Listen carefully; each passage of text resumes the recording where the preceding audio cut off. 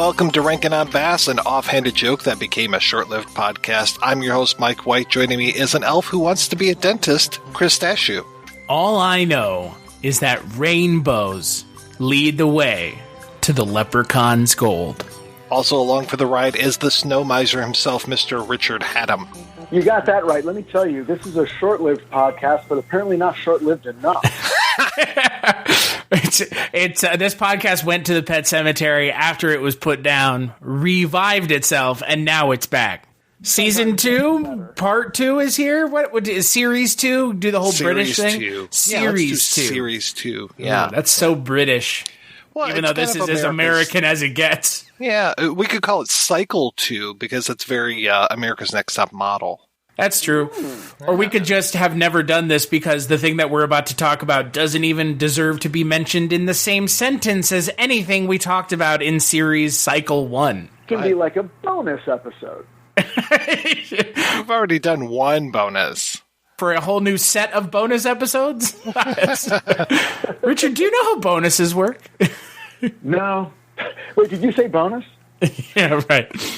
On this podcast, we discuss the works of Arthur Rankin Jr. and Jules Bass, specifically some of their stop-motion and animated work. And on this episode, we're talking about the one St. Patrick's Day special that's in the Rankin and Bass catalog, The Leprechaun's Christmas Gold, kind of trying to bridge that gap with Christmas here. Yes, we've already seen the groundhog as the storyteller in the Jack Frost world, so now we're just skipping ahead to March and talking about Leprechauns in a special from 1981, hosted by, narrated by, starring, I guess, Art Carney as Blarney Kilakilarney. It is... It's ridiculous. Special reminds me of Inception because there's stories and then there's stories within stories. And Kilakilarney is our narrator, but he's also the star, and he tells like stories that go into his past and other people's past. It's wild. But yeah, this is our Leprechaun thing. He tells a story about himself telling a story. Mm-hmm. That's what we're dealing with. We have to go deeper. I want to go into the version of this story where it's Dinty Doyle telling the story about when he was on the island while being told stories by Blarney Kilakilarney, who's telling stories about himself when he was a child or an adult telling stories to other people. And this is 24 merciful minutes. Thank God. There were so many framing devices that they forgot to conclude. Yes. 2 of them. Yeah. It's very much the beginning of Aladdin where you have the guy telling the story and you never come back to the storyteller at the end of Aladdin. No, but then they just remake it live action and then they just ignore that completely. That fixes it, right? Now that's proper canon. Sure. So all we need is for them to remake Leprechaun's Christmas Gold and not have Blarney Kilakilarney telling stories the entire time. Because on top of everything else, he's not even a particularly interesting character. He is the stereotypical definition of a leprechaun. And if you've seen a leprechaun ever, a picture of it, not in real life, you would understand that this is exactly the character, and he's about as boring a character as humanly imaginable. Well, but we do learn 2 things. We learn that leprechauns are divided into 2 kinds. The kinds that dig gold and the kinds that make shoes. So are they just elves? Yeah, I'd never heard the making shoes thing. Like, I've heard of, leaving out breadcrumbs for the little cobbler elves to come in and finish up your day's work kind of thing, but I've never associated that with leprechauns. I didn't know either. For me, it was like, this was ethnographic information. And then there's the third leprechaun family that they didn't talk about that lives in a tree, and they're the ones that make the cookies. But they're not in this one because they couldn't lock down that licensing for Keebler. So the Keebler elves are the unspoken third leprechaun family. I don't know where that came from. I was looking all through leprechaun stuff that I had like looked through and seen. I couldn't really find them talking about leprechauns making shoes. I think this is the sole example of this being used. And like, as someone who has a cryptid paranormal podcast, I'm always really amused to see like something being this bastardized in this really, but like for ultimately no purpose too. Like that, it didn't have to have leprechauns making shoes to further the story and or do anything else, because this story is, again, so convoluted. They couldn't just tell it straightforward. They had to have 4 different people telling it in 4 different timelines. I thought there was going to be like a Romeo and Juliet thing between the mining elves and the shoemaking elves, because Blarney Kilakilarney is one half of it, and then his wife is the other half.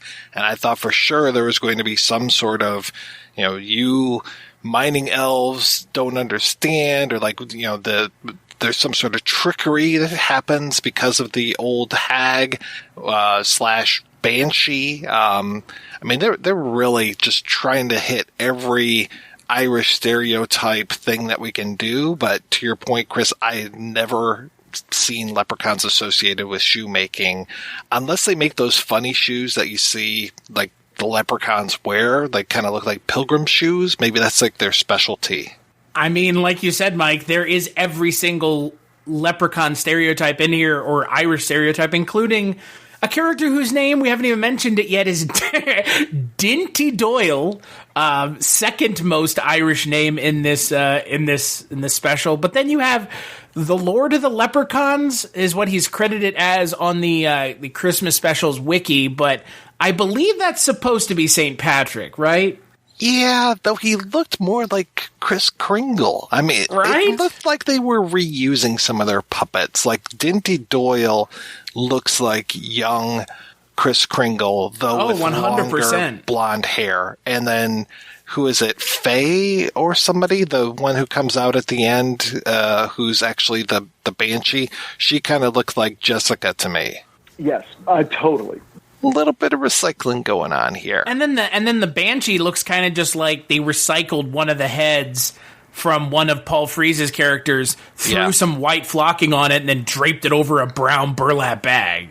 Because it's just like insanely uninspired. Like you just said, Mike, like it does. I'm pretty sure they are just reusing some of these, because this is the worst these puppets have ever looked. With like, I don't even think I'm outside of the bounds in saying that these puppets look terrible. It is interesting that this is 81, so they should have all this stuff down. But yeah, this looks like it was just threadbare budget. And then at 24 minutes, I'm like, this can't have been a half an hour special. Did they pair this up with something else? Well, did it run as a Christmas special or like? It was a Christmas special. It ran on the 23rd of December in 81. Huh. Okay, so then you can match it up. It would run from, 8:30 to 9, and from 8 to 8:30 was one of their other half hours, some Frosty the Snowman or something. Right. Just doesn't leave a lot of room for commercials. Oh, God. Have you ever been so sad not to have commercials? It does leave time for plenty of songs. What are there, like 4 songs in this thing? What are there for is a good question, given how none of them are particularly memorable. And by particularly, I mean so unmemorable, I could have told you there were only 2 songs in here because they all sound the same.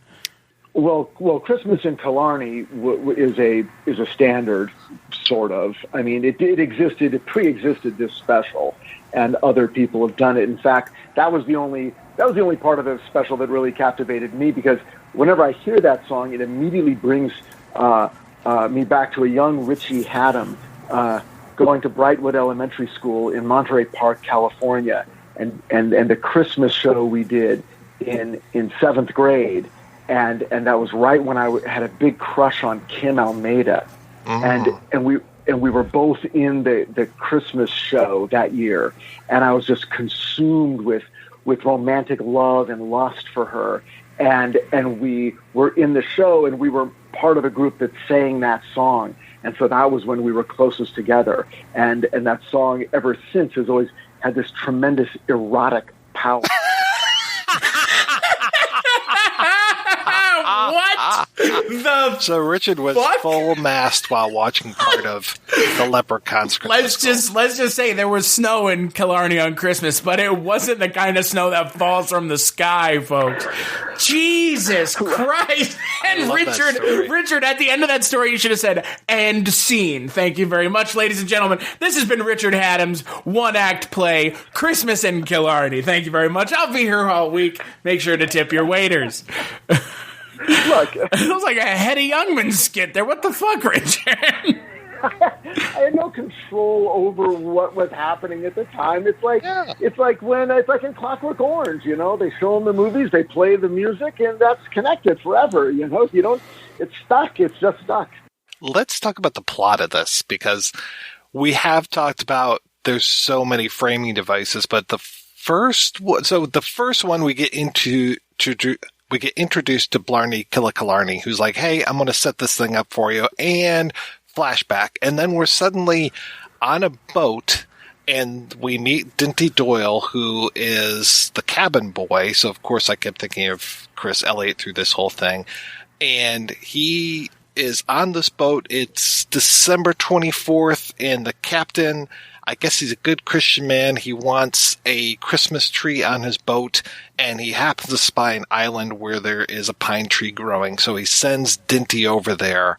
And when Dinty, he doesn't bring an axe, I guess. He just pulls the tree out of the ground and releases an ancient evil that had been kept hidden on this island for a long time. Boy, talk about your bad luck. But answer a question for me, because I can't remember. Was there anything in that little, in the most outermost framing device when we meet Blarney Kilakilarney? Richard, it's Blarney Kilakilarney. Come on, man. Gotta give him the Kilakilarney. That's his family name. Blarney Kilakilarney. Was there anything that was happening in his present day that motivated his need to tell this story? Was it like, oh, there's a storm out and reminds me of that time? Or was he just like, all right, I'm a leprechaun. I suppose I know why you're here. Let me tell the story. Oh, you caught me being estranged from my wife. Let me tell you the story. Exactly. It's when he's finally fed up with her, and he's like, you're the one that gave away all the gold, bitch. What are you doing? Yeah. Yeah. Okay. I couldn't remember. It was so quick. It was just like, hi, here's my name. Okay, now we're on a boat. Right. Well, the problem, to your point, Richard, is they do this so often in all of these stories that when they don't have a convincing reason in this one, the question I immediately ask is, why are you telling this story to begin with? Right? Because like all these other ones, it's like, hi, I'm Spieltoe, and I'm a donkey at Christmas. And it's Christmas time, and being a donkey at Christmas time is weird. Let me tell you a story about Nestor, who was also the Jesus Christmas donkey. And this, it's like, hi, I'm a leprechaun. You know me from leprechaun things, but definitely not Christmas gold. Like, isn't that the weirdest thing, Mike? And when I said out loud when it was released, this is not something you release at Christmas time. This should have been at like around St. Patrick's Day. Yeah. And it is bizarre that this is released at the same time as other Christmas classics. So we have that going on. He releases the banshee, who is this horrible spirit. Now, help me out here, guys. The banshee needs to get Christmas gold by Christmas morning, or needs to get gold. The leprechaun's gold, or some gold of some sort of gold, is what she needs to get before Christmas morning, or else she will dissolve into tears. And you can always tell the banshee because they are crying all the time. Okay, again, I had never really heard that before, but she can also take the shape of anything, and so she's very good when it comes to tricking people. And we get to see, again, we go into another flashback. We get to see how she got trapped before, and I can't remember if that's also the flashback where we hear more about this island, that the island actually belonged to Ireland and then was so heavy with gold that it broke away into the ocean. I don't think that's how it works, but that's how this island works. It's like the island from Lost. if I was in, junior year AP English and I had to write an essay, I think I would try to write about how the division and the great break between Blarney and his wife is mirrored in a sort of macro way by the break of this island away from mainland Ireland. I like that. And it's not until later when Dinty Moore comes along. Get out of here, Richard! Come on. The two are rejoined, so that's what I would shoot for to get a C+. Dinty Moore, huh? That's what you went with? I was right there with them. Jesus Christ! I will say, Mike, when you talk about banshees, looking into banshees again, because I was, like you said, Mike, I was curious when banshees were being used in this way. This is that only time. Once again, banshees have nothing to do with leprechauns, and they don't have anything to do with gold. Normally, they're like a spirit that screams, and it's normally a female spirit, and they normally like bring the death of a family, like a family member, when people hear the wailing of a banshee, like they mean someone in their family may be dying. Oh. Yeah, it's like a specter of death. Yeah, it's kind of like the Mothman, siren of doom. Yeah, but isn't it also associated with Irish culture? Yeah, no, it's an Irish. I'm not saying it's not an Irish thing, but to Mike's point, it has nothing to do with gold. It has nothing to do with banshees. I mean, banshees cry, but like banshees don't turn into tears if they don't get gold by Christmas time. Yeah. That's a completely bizarre concoction of this story. Just like leprechauns making shoes. Yeah, it's like they really were stretching to sort of marry these two things together and make the coming of Christmas feel like something we're anticipating one way or the other. But the character of the banshee is so tragic and so like in a way it's like, oh, just give us some gold for God's sake. What is it going to cost you? What are they doing with this gold anyway? They're like digging it up and then burying it. Right. Spend it. I mean, it's like, just give it to her and shut her up, and it's once a year, and it's Christmas, for God's Well, that's because and Mike, you can attest to this, the leprechauns in this are treated less like leprechauns and more like dwarves. That's like, they're treated like dwarves of like Tolkien, where it's like, we're just going to dig up the gold and bury it underground. Like, that's like why they're going with that. I don't understand any of this, frankly, because they're trying to force so many of these things into a Christmas theme when you have leprechauns who are associated with St. Patrick's Day. Why not just make it a St. Patrick's Day? Wait, what did you say? I said the dwarves dug too deep.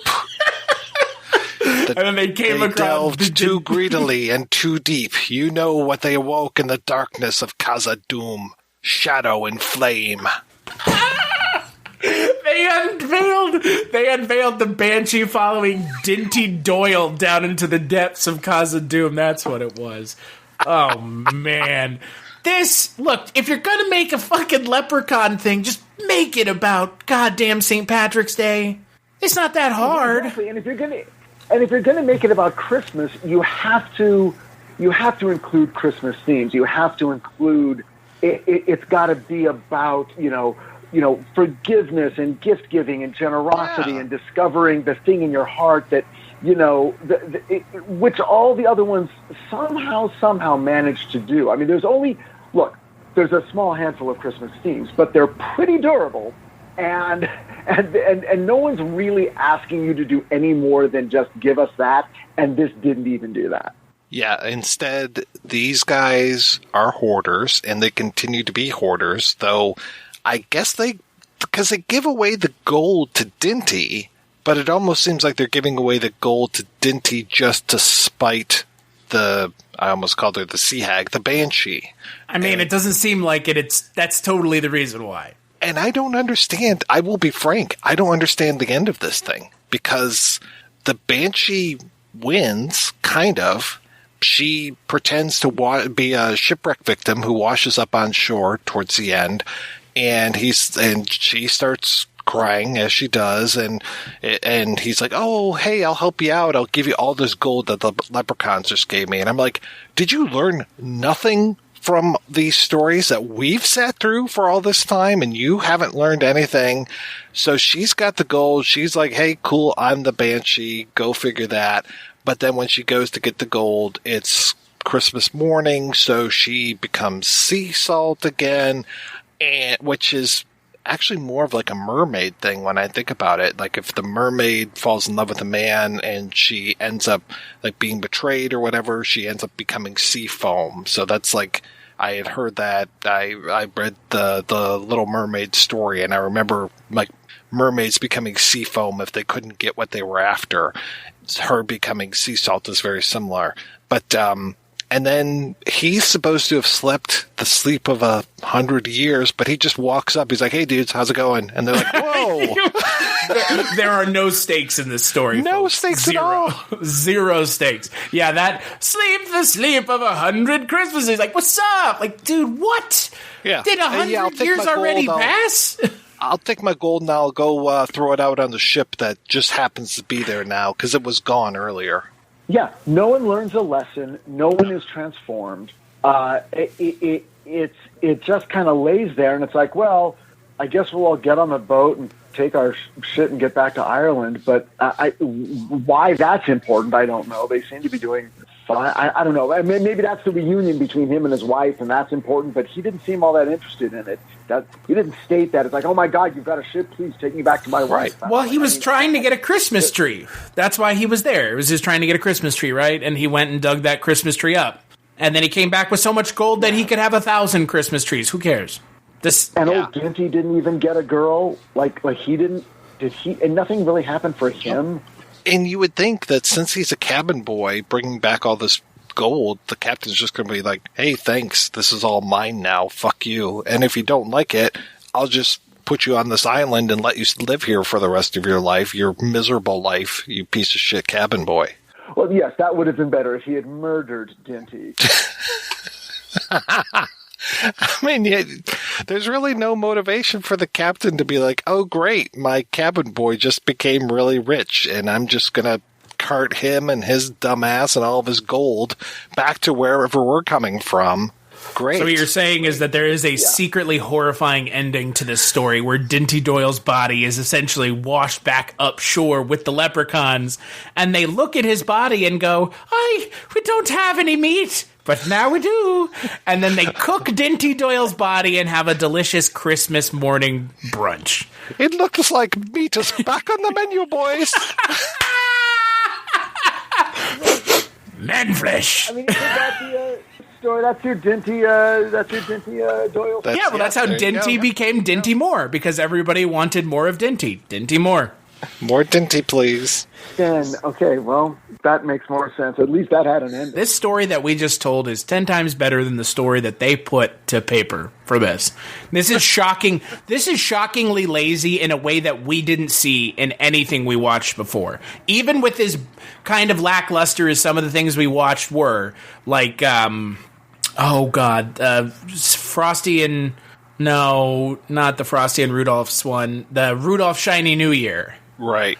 Or the Jack Frost one was not great, but at least it had some memorable characters. But this is just a waste. It reminded me of Rudolph Shiny New Year. The whole thing with, basically you said, like, the Sea Hag is a repurposed Paul Frees character. Her whole thing of I have to get gold before Christmas morning is the same thing as, like, that vulture or whatever it was who wanted to get the baby so that New Year wouldn't happen. It was so similar. It's like, okay, great. You know, all I was missing was nobody has a horrible physical disformity. Technically, the main cast characters do because they're all leprechauns. Yeah. They're all short. They just are all short together. Except for the one leprechaun that's like gigantic for no reason. And it's upsetting to look at. I don't understand, but like they're all very diminutive, and there's one like half tall leprechaun, and it's just like, what are you? He's like that guy with the hammer in Yojimbo, where you're just like, whoa, what happened to this guy? He's like, got to be at least like 6'5" for a Japanese guy, and you're just like, whoa, what happened? I really wonder, because it's kind of hard to find information about when these came out, what the reception was, but I genuinely wonder where this one is kind of placed among people who, I mean, look, we obviously like Rankin and Bass, but I'm talking about like the super fans, and there are people that are really into this. I wonder where this ranks for them, because I think for the three of us, this is pretty bad, right? Oh, I checked it out. It ranks very low. People regard it in the same way. It's like, this is weird, but not even in like a fun way. Just sort of in a puzzling, why does this exist kind of way. Which is a legit question. I mean, at this point in their careers, were they contractually obligated to crank out one more of these? It doesn't seem to have much purpose to it. I'm very curious what's going to happen when we post this episode to some of those Rankin Bass fan groups on Facebook, because, they seem just like, oh, I love this. I love this. Oh, I love this one, too. And it's just like, guys, you can be a little picky about these things. You don't have to love everything Rankin and Bass put out. I mean, it's a little bit of nostalgia. It's a little bit of rose-tinted glasses. And a lot of those ones we watched last year were really good. I mean, I as we're talking about this, I am looking at a picture from the Leprechaun's Christmas Gold that was posted yesterday at 12:55 p.m. on the Rankin Bass Enterprises page. First comment, love it. Oh no! But then that no. say, I need to see this. I also need to see this, and it's like, no, you don't. You really don't. We're in trouble. You know what the saddest thing about this is, and this is maybe something that maybe doesn't get mentioned, but it should get mentioned. This is the second to last Animagic offering from Rankin and Bass. Yeah. And what was the final one? Wasn't the final one Rudy Giuliani's press conference where he melts? Rudy and Frosty's Four Seasons press conference. No, isn't Frosty and Rudolph's Shiny New Year? I think that's the... I didn't think that was the last one. Well, Christmas in July was Citizen Kane compared to yeah, this is citizen shit. Oh, it's it's the Life and Adventures of Santa Claus, right, which is fucked in the head. Oh my God! Did you watch it too, Mike? No, I remember you telling me about it. Oh fucking Christ! Yeah. So the final one is a weird adaptation of L. Frank Baum's The Life and Adventures of Santa Claus, but it feels unlike anything else. There's weird troll creatures, and then there's a high council of random characters, and it's so weird. It is bizarre, but it's more fun than this. Oh God! Well, that's too bad. Yeah, it's too bad that we're gonna have to watch it. Yeah. Be prepared. I mean, Richard, I don't know. You think you're gonna escape watching this? It's we've committed to chronicling Rankin and Bass to its extent that we can, given the amount of things that they have, and this is the last thing, Richard. Dang. All right. Well, look, I will say when I jumped on this train, I did not know how many stops. Okay. You didn't think it was going to stop in Christmas Leprechaun Town? I did not. Yeah, well, did not. To be fair, I'm not sure any of us realized it either. This is real bad. I'm sorry. Bottom of the barrel. You got to look. There have to be bad ones so that we can love the good ones, and then have something on either side to reference when we discuss all those that fall in the middle. So I think we have to be allowed to dislike some of it. Yeah, it just feels like such a weird missed opportunity to steer into Leprechauns at Christmas time when it's not like they wouldn't make other seasons. I mean, they made Peter Cottontail. They made 2 Easter specials. 3.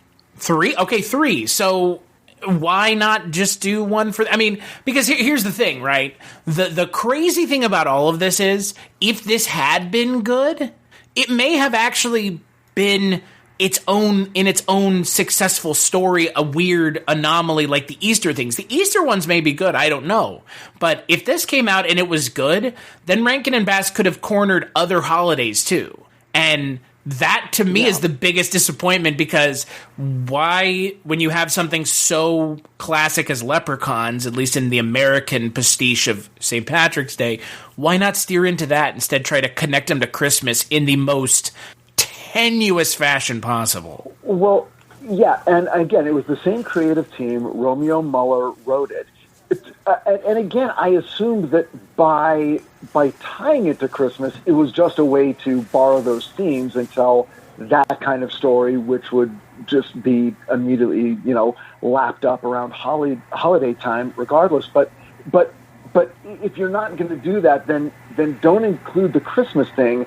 Just have some Leprechaun fun, and like you said, make it its own deal. And on top of everything else, this comes out in 81. Is this a thing anyone wanted to watch in 81? This feels really late for something like this to be coming out.